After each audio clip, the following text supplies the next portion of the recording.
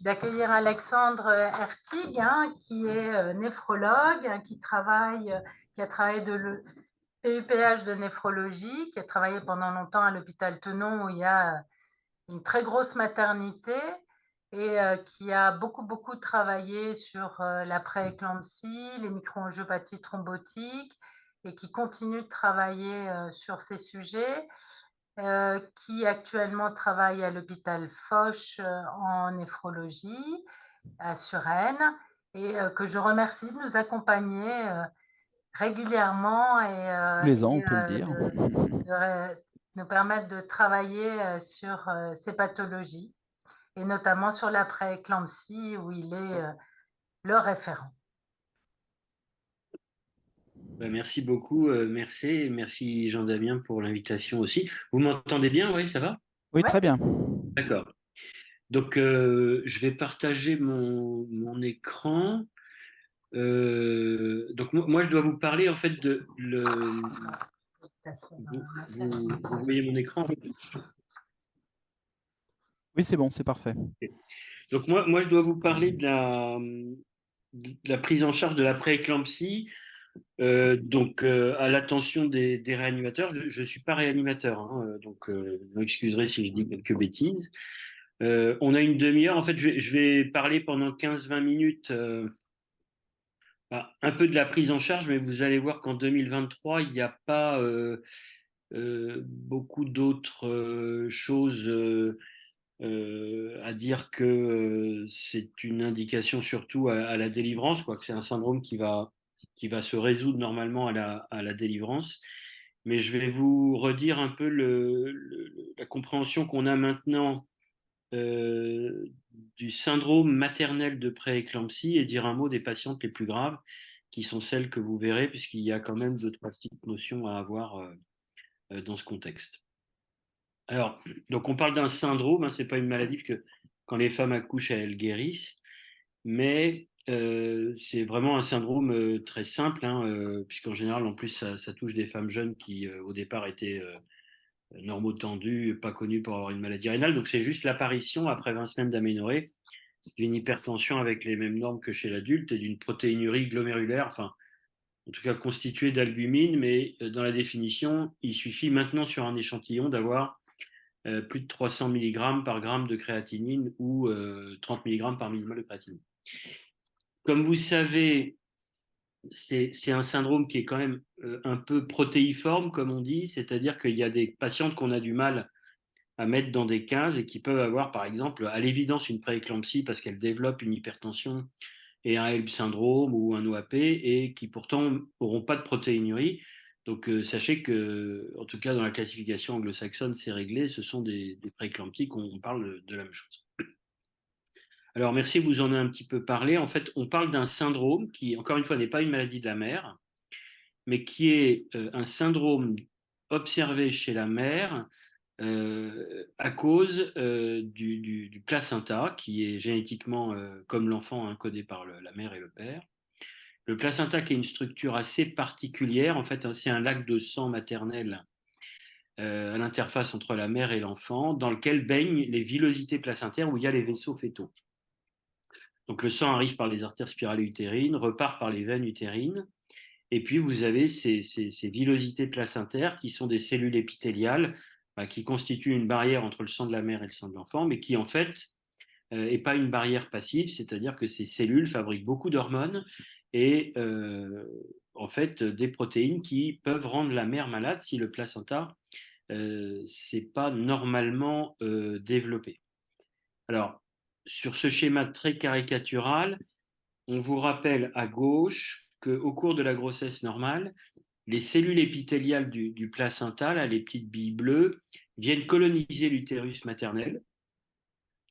Et en rongeant les cellules musculaires lisses des artères spiralées, permettent qu'en fait ce lac maternel soit entretenu par un écoulement de sang avec beaucoup moins de résistance dans l'intérêt du fœtus. Mais on sait que assez souvent finalement, hein, parce que la prééclampsie c'est 4% des primipares en France, une grossesse sur 25, cette invasion par l'épithélium placentaire des artères maternelles se passe pas bien ou pas assez profondément.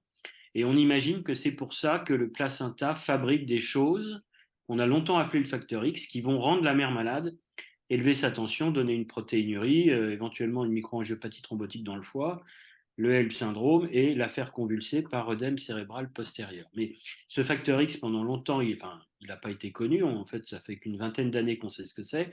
Donc, il faut que vous en ayez entendu parler. Et il peut non seulement donner une hypertension et une protéinurie, le placenta, on va dire anormal, mais également donner une hépatite par microangiopathie thrombotique dans le foie ou un œdème cérébral postérieur qui peut faire convulser. C'est exactement le même tableau qu'une HTA maligne de l'adulte non enceinte que vous voyez dans vos lits, mais avec une différence, c'est que la femme enceinte, elle convulse beaucoup plus tôt qu'un adulte non enceinte. C'est-à-dire que moi, on a tous notre seuil.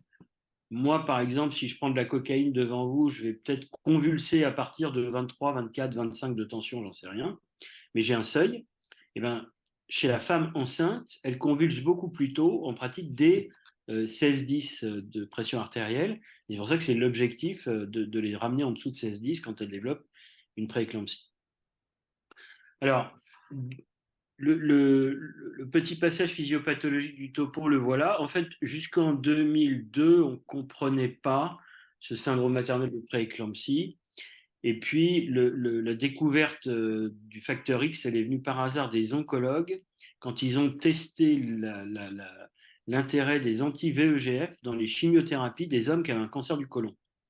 Donc, ça peut vous sembler assez lointain, mais en fait, le VEGF, c'est donc facteur de croissance endothéliale. Donc, c'est utile à l'angiogénèse tumorale. Et quand on le bloque, c'est l'Avastin que vous avez souvent déjà vu utiliser. Ben, vous avez un effet anti-angiogénique et du coup un effet antitumoral. Mais dans cette étude première, en fait, publiée en 2002 à l'ASCO, un quart des malades qui avaient donc des hommes avec un cancer du côlon développaient une hypertension et une protéinurie. Et à partir de là, des gens assez malins se sont demandé si le placenta fabriquait pas un anti-VEGF.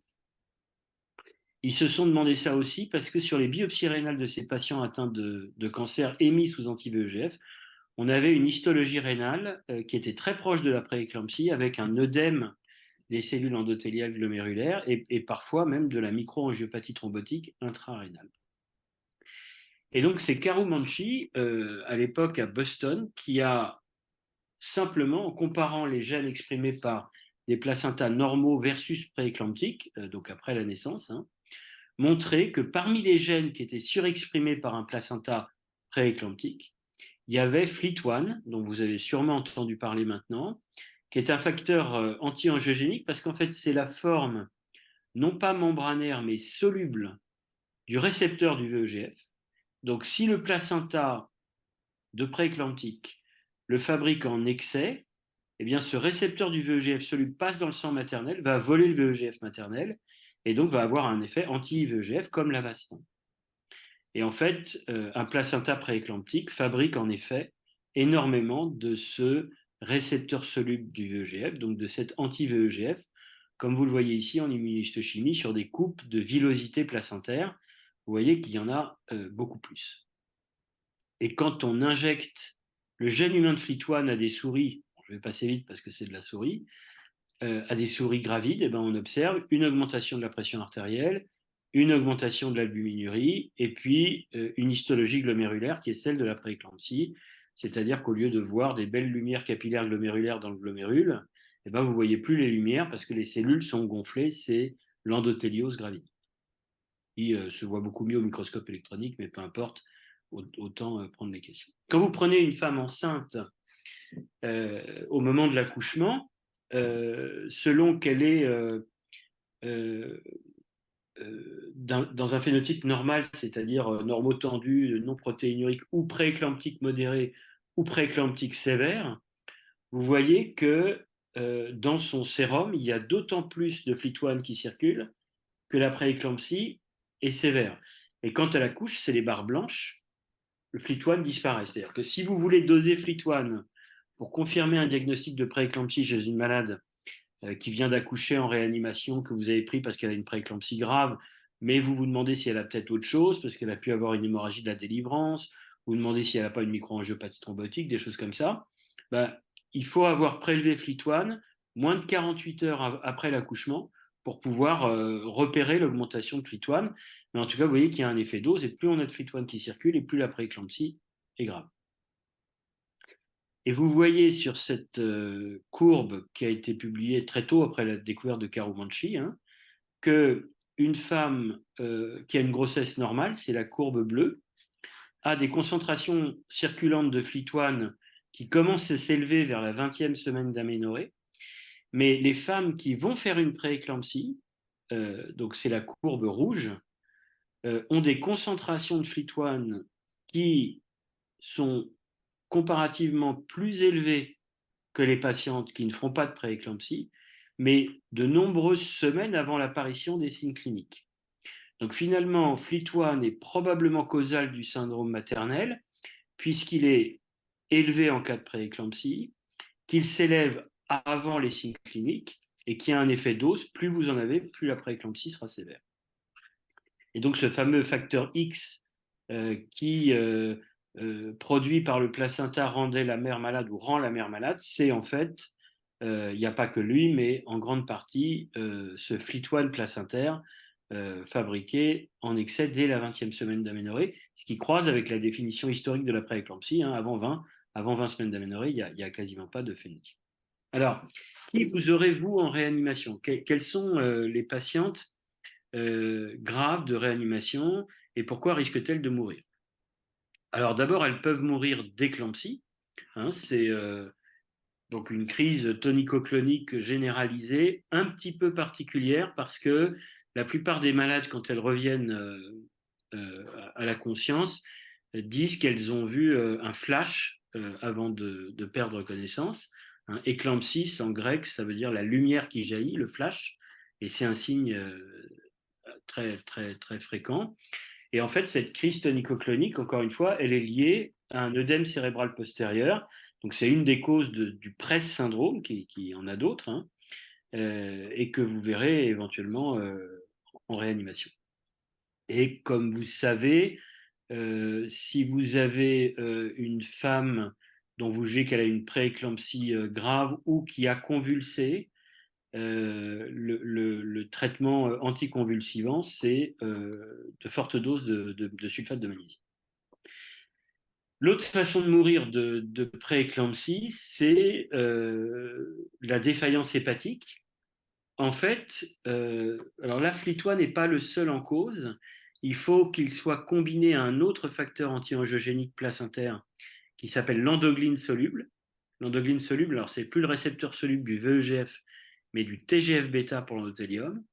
Si vous avez un placenta qui fabrique et FLT1 et l'endoglyne soluble en de grandes quantités, la femme est à risque de faire une microangiopathie thrombotique dans le foie, qui va se manifester cliniquement par une barre épigastrique, c'est la douleur de la nécrose hépatique, biologiquement par une élévation majeure des transaminases et par un phénotype de microangiopathie thrombotique classique, c'est-à-dire par la présence d'une anémie hémolytique, les LDH seront élevés, mécanique, il y aura des schizocytes, intravasculaire, donc avec une aptoglobinémie qui va s'effondrer, associée à une thrombopénie.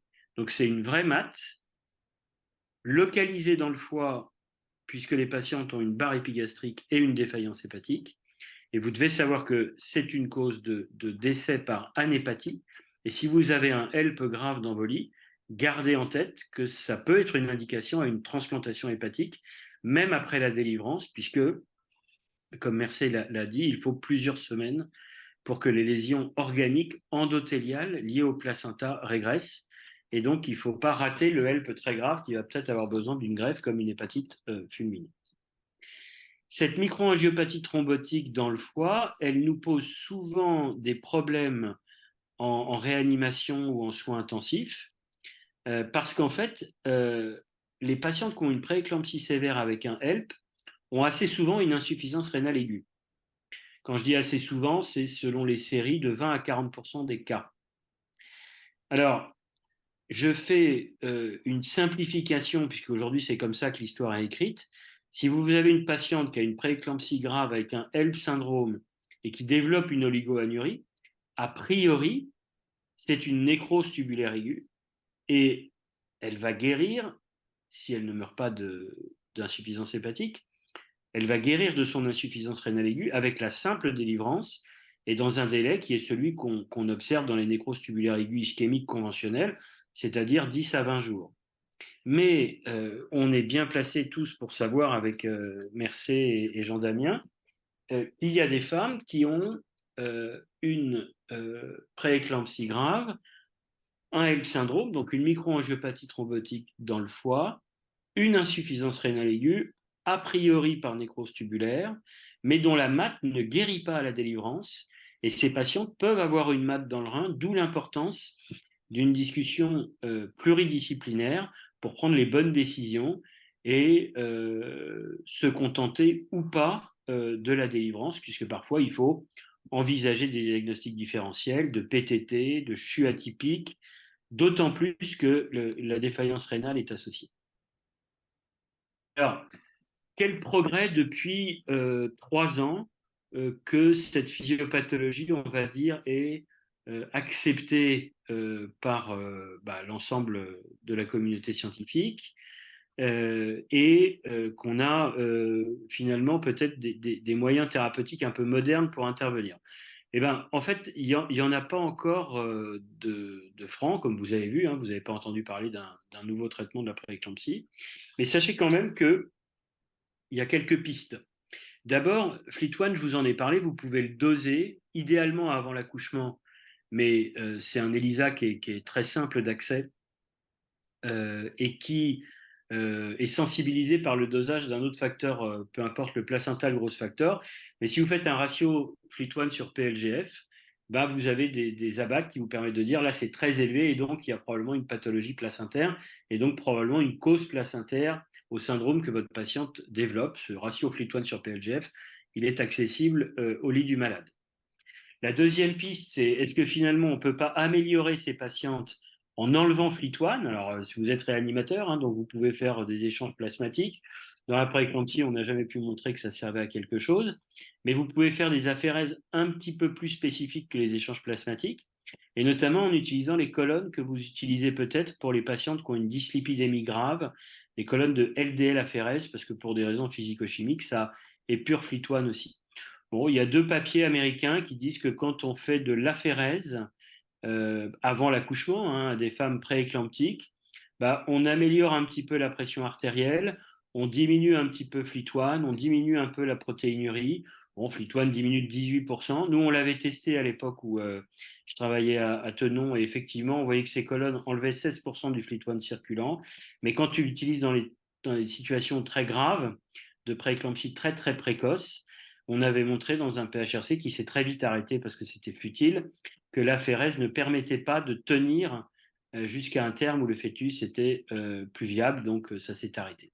Je termine sur une petite notion que vous devez avoir, qui est un petit peu une voie de secours, mais que moi j'ai souvent utilisée.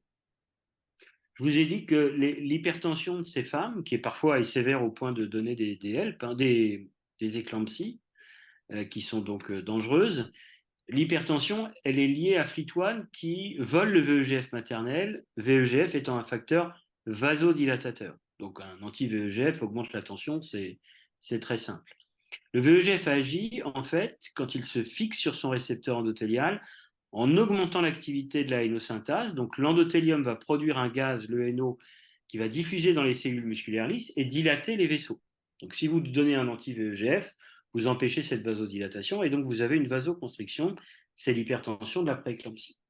Mais il se trouve qu'on a un médicament qui peut booster le système, puisque quand le Viagra ou maintenant le Cialis, le sildenafil et le tadalafil ont été inventés pour améliorer l'insuffisance cardiaque, c'était en espérant avoir un donneur pérenne de monoxyde d'azote. Comment ça marche? Quand le NO touche son récepteur, ça active la GMP cyclique, enfin la guanyl cyclase qui produit du GMP cyclique, qui va vite se dégrader, donc l'effet est transitoire. C'est quand vous donnez une bouffée de trénitrine, vous avez un effet vasodilatateur qui est très transitoire, mais que vous pouvez prolonger si vous inhibez l'enzyme, la PDE5, qui dégrade le GMP cyclique. C'est comme ça que marche le Viagra ou le Cialis. Et donc, il a été imaginé que dans la prééclampsie, où il y a un tonus anti-VEGF, du coup anti-NO à cause du placenta, on pourrait normaliser la pression artérielle en donnant du sildenafil ou du tadalafil pour maintenir une réponse NO alors que le VEGF est parti. Alors ça marche très bien chez la souris, je passe vite, mais ça marche aussi chez la prééclamptique. Ici, c'était la première étude au Brésil où on donnait des doses efficaces de Viagra, c'est-à-dire 5 mg matin, midi et soir, à des femmes prééclamptiques hypertendues versus placebo, eh bien, c'est un effet antihypertenseur franc qui fait que chez les patientes graves, moi, j'hésite pas à l'utiliser, surtout s'il y a une éclampsie récente ou des troubles neurologiques préoccupants. Voilà, donc il reste 10-15 minutes pour répondre à vos questions si vous en avez. En gros, ce qu'il faut retenir, c'est qu'aujourd'hui, on sait bien que le syndrome de prééclampsie, le syndrome maternel, est lié à un excès de facteurs anti-angiogéniques, au premier rang desquels FLT1, soluble FLT1, dans le sang maternel. FLT1 produit par le placenta, probablement en réponse à un défaut d'angiogénèse placentaire, en tout cas d'invasion maternelle. Et le traitement aujourd'hui reste la délivrance du placenta pour enlever cette source d'anti-VEGF, mais pour les prééclampsies qui posent problème, c'est-à-dire les très graves ou les très précoces qui surviennent à un terme où le fœtus n'est pas viable, on a quand même des raisons de penser qu'on pourra à l'avenir intervenir, sinon sur la production, du moins sur les effets organiques de FLT1 sur l'endothélium maternel, et peut-être pas des techniques encore plus spécifiques que ce que je vous ai présenté, puisque des industriels développent des colonnes d'absorption de FLT1 pour essayer d'atténuer le syndrome chez les femmes évidemment les plus graves, hein, parce que là on ne sera pas dans le milieu de la salle de travail. Voilà. Ah, si, je termine quand même parce que avec Mercé, en fait, on a et quelques réanimateurs, dont Mathias, hein, je ne sais pas si Mathias est là aujourd'hui, mais on a mis sur pied une RCP pour les cas dont je vous parlais tout à l'heure, qui sont des cas équivoques, c'est-à-dire pas la prééclampsie sévère, mais très, on va dire, de diagnostic simple, mais les patientes qui sont complexes parce qu'elles ont une prééclampsie sévère, plus une hémorragie de la délivrance, ou plus un phénomène ou un phénotype de microangiopathie thrombotique qui ne se résout pas tout de suite après l'accouchement. Et pour ces patientes très complexes, c'est bien de raisonner à plusieurs. Et donc, on est un groupe d'une trentaine d'experts maintenant avec des obstétriciens, des anesthésistes, des réanimateurs, des internistes, des néphrologues, des biologistes, des hématologues qui pouvons essayer de proposer des recommandations ou un conseil pour ces patientes graves. Et l'originalité, c'est que cette RCP, elle est activable en 24 heures avec un groupe d'experts qui est très bienveillant. Et on active la RCP en écrivant à rcpmatgrossesse@gmail.com. Et c'est des réunions très enrichissantes. Et donc, si vous êtes un jour en difficulté, n'hésitez pas à l'activer, on répondra. Voilà, j'arrête le partage et je rends le micro et je prends les questions s'il y en a. Merci beaucoup Alexandre, hein, de ce topo toujours très intéressant et très clair. Alors, il y a 2 questions. La première, c'est l'endoglyne est dosable, à point d'interrogation, notamment pour la différencier d'un Upso-Schulman dans un contexte de mat du péripartum. Alors, l'endoglyne, c'est pareil, c'est l'endoglyne soluble, c'est un ELISA tout simple, hein. C'est quand même, dans les labos de recherche, c'est pas disponible en routine comme FLT1. Et une des raisons pour lesquelles c'est pas disponible, c'est qu'en fait, c'est de peu de valeur au lit de la malade. C'est-à-dire que c'est élevé dans toutes les prééclampsies, qu'elles aient un HELP ou pas. Et encore une fois, c'est probablement la combinaison et la synergie de FLT1 et d'endoglyne qui donne le HELP. Et finalement, ça ne permettrait pas de discriminer un HELP syndrome d'une autre cause de microangiopathie thrombotique. Et donc, alors la question vient de quelqu'un qui est instruit, hein, parce que les Upso-Schulman chez l'adulte, peu de gens savent que ça peut arriver et être révélé par une grossesse. Mais là, ce qui vraiment fait le diagnostic Dubčo-Schulman en 48 heures dans la plupart des endroits, en moins de 24 heures à Lille, mais parce que c'est Lille, c'est le dosage de la DAMTS13 qui sera effondré, puisque les deux gènes sont variants, mutés, et sans anticorps neutralisant la DAMTS13. Donc, c'est des PTT effectivement congénitaux. Mais là, c'est le dosage de la DAMTS13 qui fait le diagnostic. Ouais. Merci. La deuxième question, c'est l'indication du sildenafil. Serait-il un taux de FLT1 augmenté systématiquement dosé chez la femme enceinte de 20 semaines d'aménorrhée? Alors, non, c'est une bonne question. Hein. Moi, vous avez compris que je suis assez partisan de l'utilisation du sildenafil ou du tadalafil pour contrôler l'hypertension artérielle des prééclamptiques graves, parce que des fois, c'est pas simple.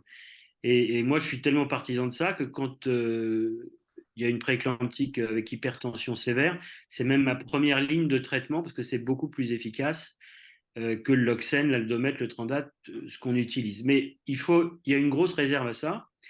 Bon, d'abord, une petite réserve, c'est complètement hors AMM, hein, c'est-à-dire qu'il faut informer la patiente et le tracer dans le dossier.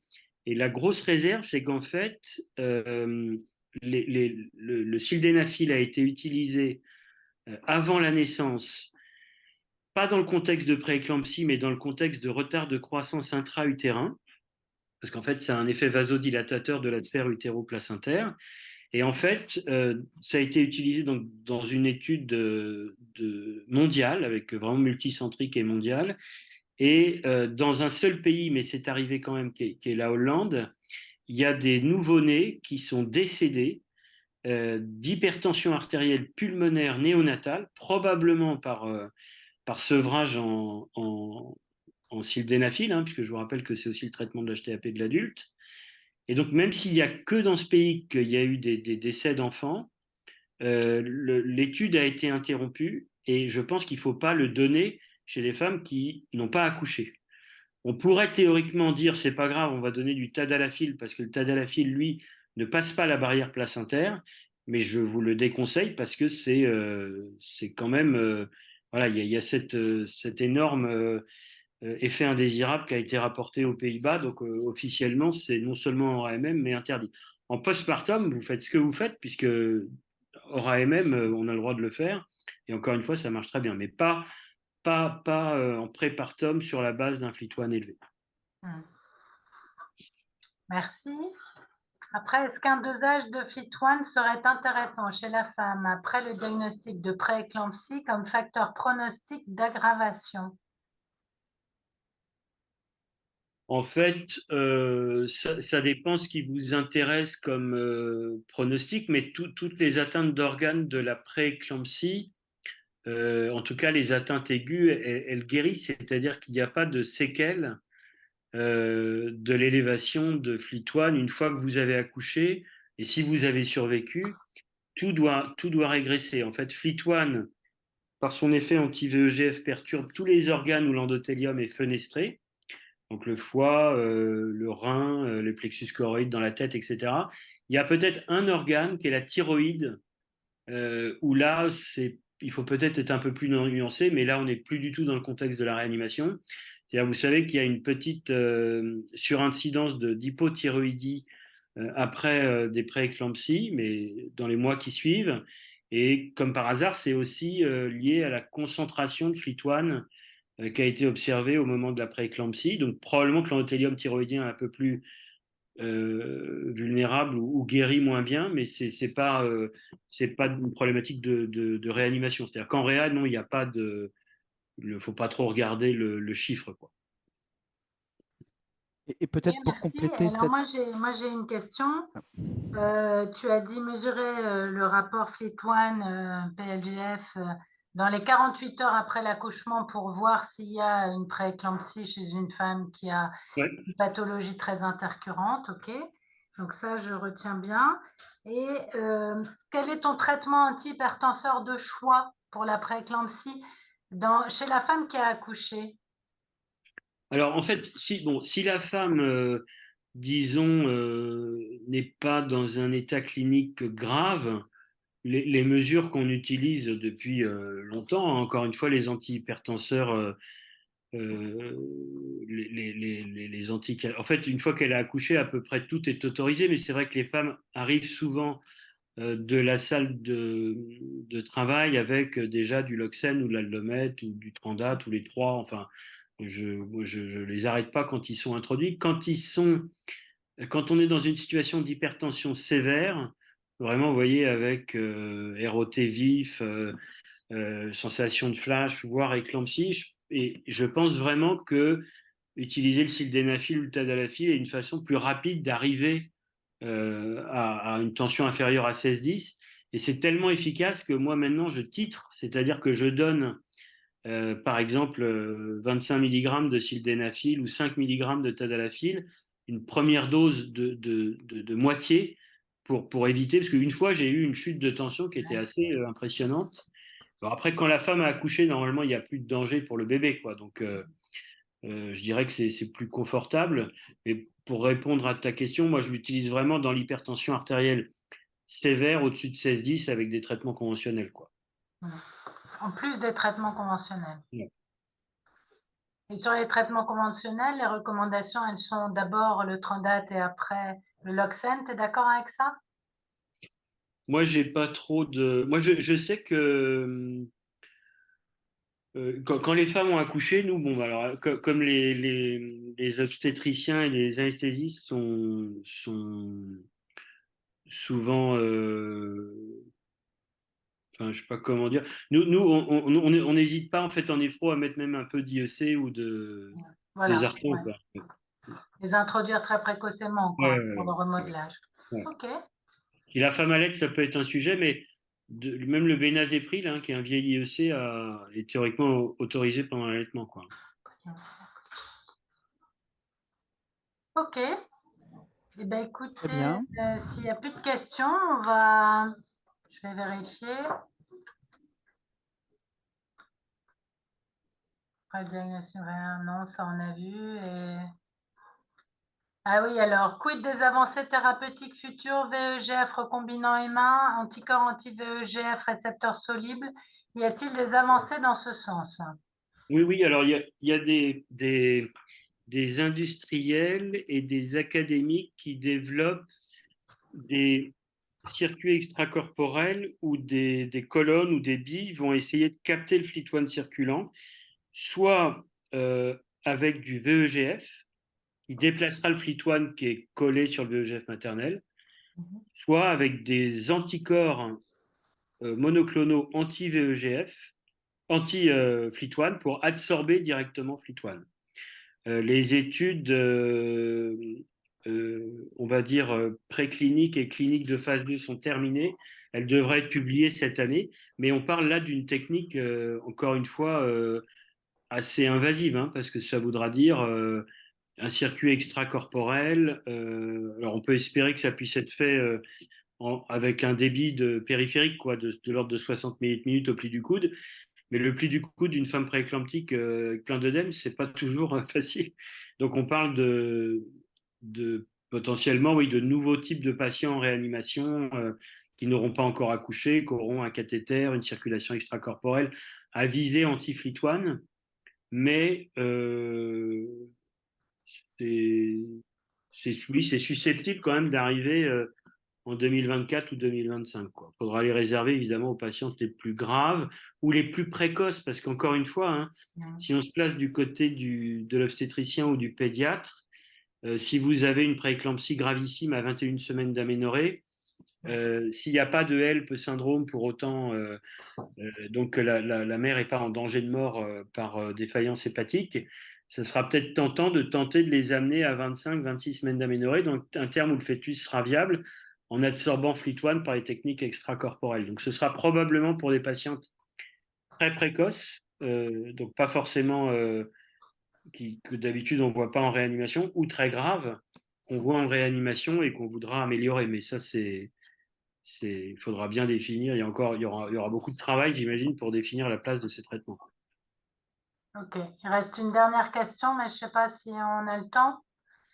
Et le Alors, rapport FLIT-1 PLGF qui peut nous orienter vers une maths à 48 heures du postpartum. Est-ce que le ratio, nous... Non. En fait, Non. comme j'y ai fait allusion tout à l'heure, on peut très bien, je pense, avoir une prééclampsie classique, hein, donc avec élévation de FLT1 sur PLGF, qui va donner une matte dans le foie, qui va donner une insuffisance rénale aiguë, par nécrose tubulaire aiguë, mais on a tous vu des cas où la matte débordait un petit peu dans le rein, si j'ose dire, sans variation génétique de type CHU atypique. Et encore une fois, je ne pense pas que là, le ratio sera utile ou discriminant. Évidemment, si on a une matte avec un ratio normal, on se dira c'est peut-être pas placentaire, c'est plus un PTT ou un CHU atypique. Mais aujourd'hui, enfin, je réponds de façon empirique, j'ai jamais vu que ce ratio classait quelqu'un comme ça brutalement encore. Mais peut-être que quand ce sera la routine, ça changera. ok, merci infiniment Alexandre, merci à Merci à nouveau vous deux. pour cette présentation.